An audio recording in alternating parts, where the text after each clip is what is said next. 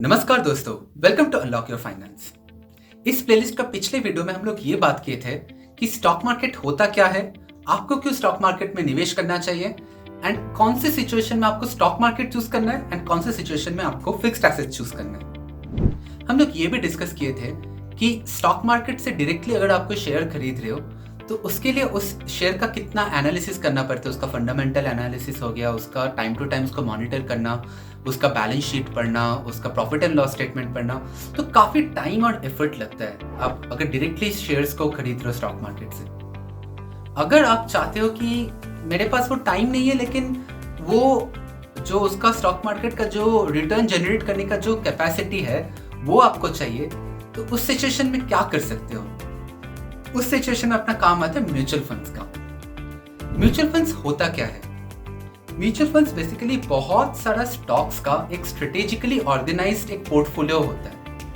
तो जैसे जैसे वो पोर्टफोलियो, वो इंडिविजुअल स्टॉक्स ग्रो करेगा, वो पोर्टफोलियो ग्रो करते रहेगा, वैसे वैसे म्यूचुअल फंड्स में आपका पैसा बढ़ते रहेगा। इस चीज को हम लोग एक सिंपल सा एग्जांपल लेके समझ लेते हैं। मान लीजिए आज के दिन में एक यूनिट का, आप जिस म्यूचुअल फंड में इन्वेस्ट कर रहे हो उसका एक यूनिट का प्राइस 10 रुपए है। आप चाहते हो कि आप 500 रुपीज इन्वेस्ट करोगे, तो आपको उस म्यूचुअल फंड का 50 यूनिट्स अलॉट हो गया। अब एक साल बाद मान लीजिए वो 10% से इंक्रीमेंट हुआ, म्यूचुअल फंड का ग्रोथ 10% से हुआ, तो वो 10 रुपए पर यूनिट से 11 रुपए पर यूनिट बन गया। आपके पास थे 50 यूनिट्स, तो 50 इंटू 11, तो आपका भी पैसा बन गया 550, तो 50 रुपीज आपका यहाँ से प्रॉफिट निकल के आ गया। तो म्यूचुअल फंड्स में ऐसे आपको प्रॉफिट होता है। तो इस सिचुएशन में जैसे हम लोग देखें कि आपको 50 रुपीज प्रॉफिट निकल गया, मतलब 10% का प्रॉफिट आपका निकल गया, लेकिन आपको कोई भी इंडिविजुअल स्टॉक्स का या कोई भी इंडिविजुअल शेयर का एनालिसिस नहीं करना पड़ा, आपको ना बैलेंस शीट उसका, आपको वो हेडेक लेने की जरूरत नहीं पड़ा। वो पूरा चीज वो फंड मैनेजर जो है वो संभाल लिया। अब एक तो हो गया अपना फंड मैनेजर जो इस फंड को संभाल लिया, दूसरा होता है अपना फंड हाउस। जैसे बोलते कि आप सुने होंगे HDFC स्मॉल कैप फंड, पराग परिक फ्लेक्सी कैप, या Zerodha Nifty large mid cap. तो ये जो पहला जो टर्म जीरोधा, HDFC, निपॉन, ये सब बन जाते हैं फंड हाउस। इनको AMCs भी बोला जाता है।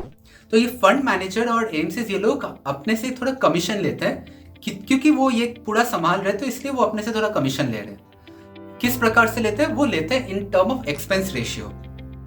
तो ये एक्सपेंस रेशियो 0% से 2% के बीच कुछ भी हो सकता है। ये होता है अपना गेन्स पे। तो आपका जितना भी प्रॉफिट बन रहा है उसके ऊपर वो थोड़ा कमीशन चार्ज करता है। फिर अपना कंसेप्ट आता है एग्जिट लोड का। एग्जिट लोड क्या हो जाता है? नॉर्मली ये देखोगे आप, कोई भी फंड अगर आप जाके कहीं भी कॉइन में हो गया या ग्रो ऐप में हो गया, कहीं भी आप जाके देखोगे तो एग्जिट लोड वहां पे लिखा रहता है एक फंड का कि कितना है। तो वो ऐसे लिखा रहता है कि 1% exit load if exerted before 365 days. आप अगर वो पीरियड जो लिखा है उससे पहले अगर आप इस फंड से एग्जिट कर रहे हो तो आपका वो फाइन लेंगे। कितना फाइन लेंगे? वो 1%। मान लीजिए आप 10,000 रुपए निकाल रहे हो, तो वहां से वो 1% अगर बोलते हैं एग्जिट लोड, तो आपका वहां से 100 रुपए आपका वो एग्जिट लोड में चला गया। म्यूचुअल फंड्स कई तरीके के होते हैं, जैसे कि इक्विटी म्यूचुअल फंड्स हो गया, डेट म्यूचुअल फंड्स हो गए, फिर हाइब्रिड म्यूचुअल फंड्स हो गया जहाँ पे इक्विटी का भी एलोकेशन रहता है, डेट का भी एलोकेशन रहता है। फिर इसको बैलेंस्ड एडवांटेज फंड्स भी बोला जाता है। ये हाइब्रिड जो फंड्स है इनको बैलेंस्ड एडवांटेज फंड्स भी बोलते हैं। फिर कुछ थीमेटिक और सेक्टोरल फंड्स भी होता है, thematic sectoral mutual funds.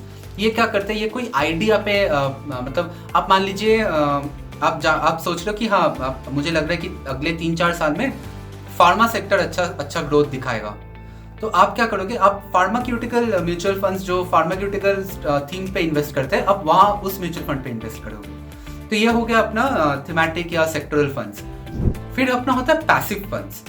Passive funds क्या करते हैं? वो कोई इंडेक्स को ट्रैक करते हैं। इस पे मैं एक वीडियो बनाया, मतलब ऐसे ही एक फंड पे वीडियो बनाया मैं, बहुत लेटली एक वीडियो बनाया Zerodha Nifty large mid cap 250 index fund पे।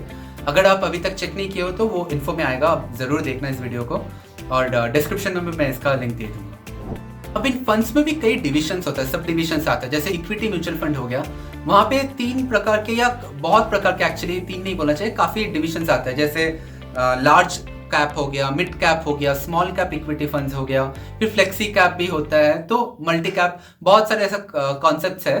तो इसमें भी बहुत सब डिविजन्स है।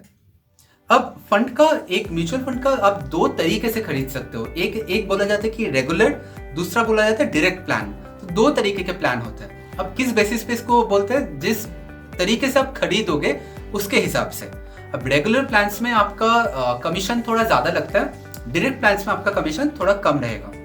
अब रेगुलर प्लान्स आप देखोगे HDFC का अगर आपका डिमैट अकाउंट होगा या जो प्राइवेट बैंक्स का मोस्टली जो डिमैट अकाउंट्स है ये मोस्टली आपको रेगुलर प्लान सेल करता है। एंड अगर डायरेक्ट प्लान्स का बोला जाए तो ये डिस्काउंट ब्रोकर या आप अगर डायरेक्टली फंड हाउस से ये म्यूचुअल फंड्स खरीद रहे हो तो आपको डायरेक्ट प्लान मिलेगा। तो डायरेक्ट प्लान में आपका एक्सपेंस रेशियो थोड़ा सा कम होगा फ्रॉम रेगुलर फंड्स। अगर आपको ये वीडियो पसंद आया और आप पूरा म्यूचुअल फंड्स, इक्विटीज, जो भी इंस्ट्रूमेंट इंपॉर्टेंट इंस्ट्रूमेंट्स होते हैं आपको इनके सब कुछ जानना है, A to Z सब कुछ जानना है, तो इस चैनल को सब्सक्राइब जरूर करें। मैं इस प्लेलिस्ट में हर चीज़ कवर करने वाला हूँ। इसमें मैं बाद में इसका टैक्सेस भी कैसे होता है, हर चीज़ में एवरीथिंग A to Z में सब कुछ कवर करने वाला हूँ। तो अगर आपको ये सब सीखना है तो चैनल को सब्सक्राइब जरूर करें।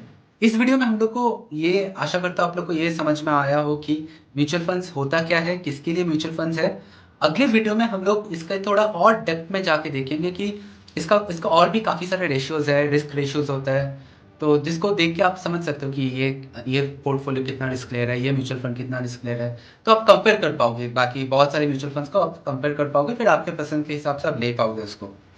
आशा करता हूँ कि आपको मैं यहाँ पे जो भी डिस्कस किया आपको सब समझ में आया हो। अगर कुछ भी आपका डाउट हो तो कमेंट सेक्शन में ज़रूर बताइए।